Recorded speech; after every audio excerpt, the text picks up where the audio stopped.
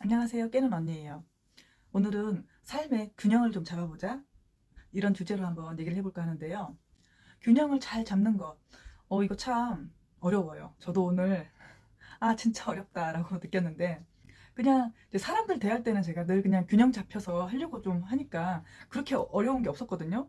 너무 익숙해져서 이제 그런 이유로 그렇게 어려움이 없었다 했는데, 오늘은 이제 모처럼 제가 음식을 했어요.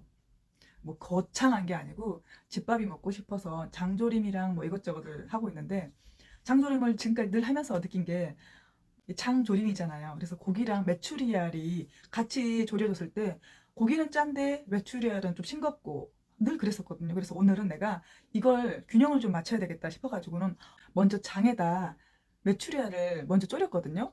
그 다음에 이제 고기랑 넣고 해서 지금 딱 맞아졌더라고요. 그거 보면서, 그걸 하면서, 진짜 균형 맞추는 거 너무 힘들구나. 내가 말로만 사람들한테 균형을 잘 맞춰줘야 돼. 균형 잘 잡는 사람이 진짜 좋은 거야. 라고 말했는데, 이 요리 하나, 이 작은 거 하나도 하는 게 너무 힘들었어요. 정말, 뭐랄까, 치우침이 있으면 안 되니까. 음식뿐 아니라, 이게 생활에서, 삶에서, 뭐 사람들과 이 균형을 맞춰야 되는 거라면은, 저야 뭐 늘 했던 거니까 어렵지 않지만, 제가 오늘 장조림을 했던 것처럼 다른 사람들도 사람들로 대하는 게 처음일 거 아니에요. 그럼 굉장히 많이 힘들겠구나 라고 좀 느꼈거든요. 그리고 균형을 좀 잘 잡아달라고 이제 말씀을 드리는 이유는, 일단 저는 엄마잖아요. 그리고 엄마들도 본인이 이제 부모인 사람들도 있을 거고, 그럼 자식을 키울 때 그 아이들한테 공평하게 사랑을 줘야 된다고 생각을 해요. 저도 옛날 사람이다 보니까 편애에 대한 기억이 너무 안 좋거든요.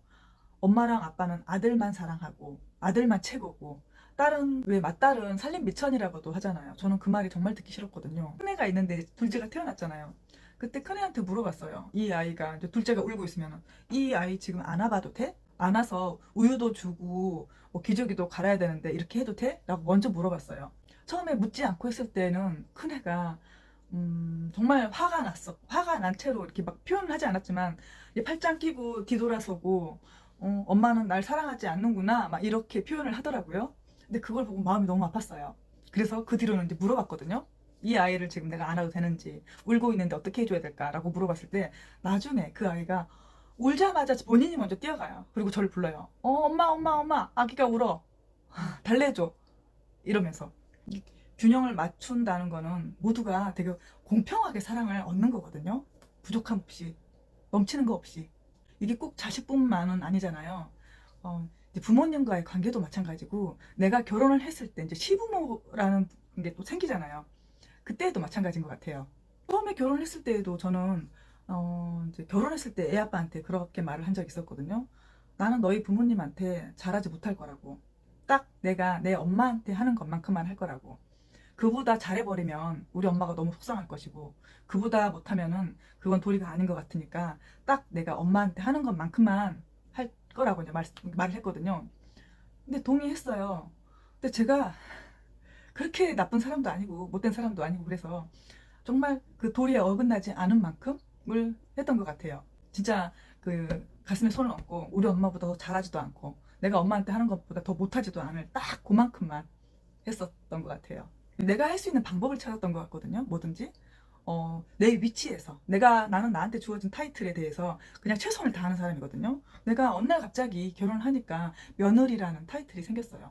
그럼 거기에 합당하게끔, 거기에 걸맞게끔 저는 하는 사람이거든요. 모든 것들, 그 모든 그 타이틀에 맞춰서 저는 그냥 균형을 스스로가 막 잡으려고 애썼던 사람인 것 같아요. 그냥 치우침이 너무 싫어요. 내가 그런 불공평함, 불공정함을 당하는 그런 입장에서, 그런 환경에서 살았잖아요. 그래서 저는 똑같이 그런 입장으로 사람들한테 대하고 싶지가 않은 거거든요. 나라도, 최소한 나라도 정말 공정하게, 공평하게 사람들을 대해야 된다. 그러려면은 균형이 잡혀야 되고, 사람들 보면은 두 얼굴이 있는 사람이 좀 너무 많아요. 깜짝깜짝 놀래요, 정말. 밖에서의 나의 모습과 안에서의 나의 모습이 전혀 다른. 근데 본인들도 알아요, 그 사실을. 안다면은 좀 고쳤으면 좋겠어요. 잘못된 걸 알고 있는 거잖아요. 보여지는 것, 보이지 않는 그 모든 것들이 저는 똑같아야 된다고 생각을 하거든요. 그래야지 나한테 부끄럽지 않은 거잖아요. 내가 알잖아요. 내가 어떤 모습인지, 내가 어떤 마음을 품고 있고 어떻게 행동하고 있는지 내가 알잖아요. 얼마나 가식적인지 사람들 앞에서. 나한테 너무 수치스럽고 부끄러워서 저는 그렇게 못할 것 같거든요.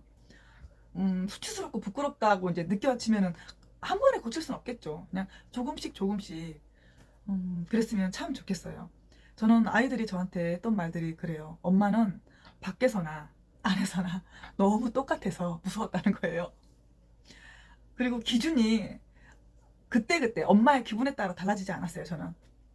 어, 1, 2, 3, 4, 5, 뭐 5단계까지 있다고 쳤을 때 1, 2, 3단계까지는 그냥 말로 타이르는 정도이고 3단계 이상일 때부터는 이제 생각 의자에 앉거나 이렇게 하는데 마지막 단계에서는 회초리가 들어가요.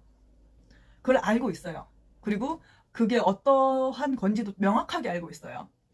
벗어나지 않거든요.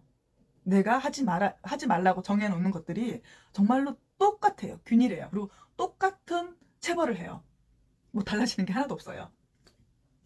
그래서 이제 처음에 아이들은 진짜 좀 아주 어렸을 때는 밖에 나가서는 사람들의 그 이목 때문에 엄마가 자기한테 혼을 안 낼 거라 생각을 하고 조금 막무가내로 행동을 하는 경우가 있거든요. 저는 그때에도 어김없이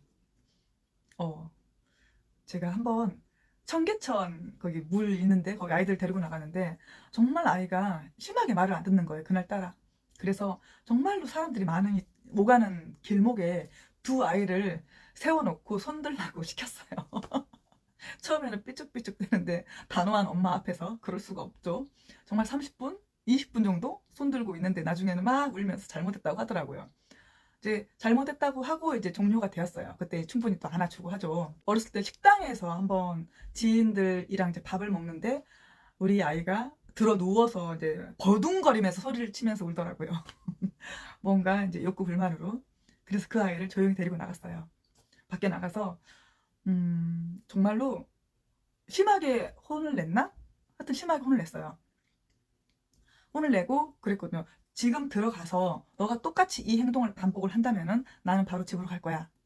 그래서 몇 번이나 집에 간 적도 있고, 근데 변함없는 엄마의 그런 것들? 오늘은 이래서 좀 봐주고, 오늘은 뭐 이런 상황이니까는 좀 유하게 대해주고, 저 그런 거 하나도 없거든요. 그냥 되게 단호해요. 늘 똑같고. 그래서 아이들은 명확하게 알아요. 이거는 지켜야 하는 것, 이건 지키지 않으면 큰일 나는 것들. 이런 것들 다 균형을 잘 잡아서 나오지 않았을까 싶거든요. 균형을 좀 잡으려고 제가 노력을 하는 사람이잖아요. 그럼 내가 지금 완벽하게 균형을 잡고 있어는 아니겠죠? 노력을 하다 보니까 그래도 이제 뭐 잘 안 될 때가 있을 거 아니야. 그때도 이제 노력을 하려고 하는데 지인들은 이런 저한테 조금 서운함을 많이 느끼더라고요. 본인과 나는 되게 가까운 사이인데 왜 예외적이지 않은 건지 뭐 똑같이 다른 사람과 똑같이 해주는 거 그거에 조금 많이 서운함을 느껴요. 우리나라 그런 거 많잖아요. 뭐 혈연 뭐 학교 지연 뭐 이런 식으로 해서 아는 사람이라고 해서 조금 더 잘해주고 봐주고 이런 거. 저 그런 거 안 통한 사람이거든요. 잘못을 했을 때 내가 너무 잘 아는 그 근접한 지인과 정말 얼굴도 잘 모르는 그 사람과 똑같은 잘못을 했다 쳐도 저는 똑같이 나무랍니다. 뭐가 달라지는데요? 어차피 같은 무게의 잘못을 한 거잖아요. 내가 그 사람을 가깝게 알고 멀리 알고 그 차이가 아니라 같은 무게의 잘못을 한 거잖아요. 그럼 같은 무게의 혼이 나야 되는 거 아닐까요? 저는 균형을 이런 식으로 잡는 거거든요. 아는 사람이니까 이 정도는 봐주고 저 사람 잘 모르니까 이 정도 좀 뭐라 해주고 그렇게 치우치는 거는 아닌 것 같아요. 우리 아이가 이제 좀 이제 커가면서 그런 불만을 나한테 말을 한 적도 있었거든요. 왜 엄마는 내가 엄마 자식인데 좀 더 너그럽게 해줄 수 없냐. 이런 식으로 표현을 했는데 그렇게 따지면 그렇게 할 것 같았으면 제가 처음부터 균형을 잡으려고 하지 않았을 거예요. 그냥 오메 내 새끼 뭐 이렇게 하면서 내 가까운 사람만 품기 바빴겠죠. 그리고 그렇게 뭘 알려고 노력도 하지 않았을 거고. 근데 그렇다 해서 그들이 더 손해를 보거나 내가 더 손해를 보거나 하는 건 없거든요. 오히려 조금 더 건강해지고 도울 수 있는 것들도 생기고 너무 현실적으로 사람들이 살잖아요. 돈만 있으면 돼 라는 그런 개념으로 살잖아요.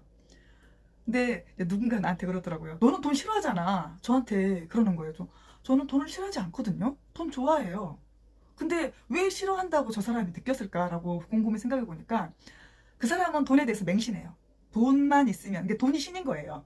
돈이 모든 걸 다 뭐 줄 수 있다라고 생각하는 그 사람이었던 거고, 저는 당연히 돈 중요해요. 현실 세계에서. 왜 안 중요해요? 근데 무엇보다도 그냥 가장 가치 있는 게 돈이 아니다라는 거죠. 맹목적으로 돈이 좋은 게 아닌 거가 돈을 싫어하는 거랑 또 다르잖아요. 많이 오해하시더라고요. 이게 현실을 살면서 분명히 중요한 것도 있고, 뭐 가치를 가지고 있는 것도 다르고 하잖아요. 균형이란 말을 분명히 사람들은 알 거예요. 근데 살아가면서 균형을 내가 잡자고 말했는데 그게 뭔 개소리야 하는 사람도 있을 거 아니에요. 그럴까봐 좀 염려스러워요. 내 안에 내가 갇혀 있으면 균형을 잡을 수 없거든요. 어떤 물건, 뭐 볼펜 같은 거, 이 볼펜을 볼 때 정말 가까이 보잖아요. 그럼 이 볼펜만 보이잖아요. 내 전부, 내 세상에, 내 눈에 모든 게 그냥 이 볼펜밖에 안 보여요. 근데 이걸 너무 근접해서 어떤 고민이나 문제가 있을 때 너무 근접해서 바라보지 말고 그걸 좀 멀리, 정말 한 발짝 뛰어서 되게 멀리 영화 보듯이 정말 삶을 이렇게 관찰하면은 정말 다른 게 보이거든요. 답이 보여요. 미로에 내가 빠졌어요. 그럼 그 미로에 정말 너무 근접하게 있기 때문에 한 치 앞도 못 보는 거 계속 헤매는 거잖아요. 근데 그 대상이 내가 미로 위 하늘에 있다고 생각을 해봐요. 그럼 그게 길이 다 보이겠죠. 그것처럼 모든 거를 좀 멀리 봤을 때 다 문제가 해결되고 정답이 나오거든요. 그리고 어느 게 옳은 건지 반드시 내가 알 수 있게 돼요. 근데 사람들은 그 멀리서 보는 거를 그냥 거부해요. 그냥 가까이에서 그냥 빠져서 거기서 헤어나오질 못해요. 그래서 좀 많이 답답한 것 같아요. 제발 조금만 거기서 고개만 들어봐. 그래도 달라져. 그런데도 그 고개 드는 것마저도 하지 못하는 사람들 정말 많아요. 이제부터는 제가 좀 말을 영상을 좀 짧게 할까 생각해요. 이 좀 기니까 사람들이 끝까지 안 보는 것 같아요. 정말 하고 싶은 말이 되게 많고 압축한 건데 이거를 조금 더 간략하게 한번 해볼까 연습 중이에요. 지금까지 깨노언이었습니다.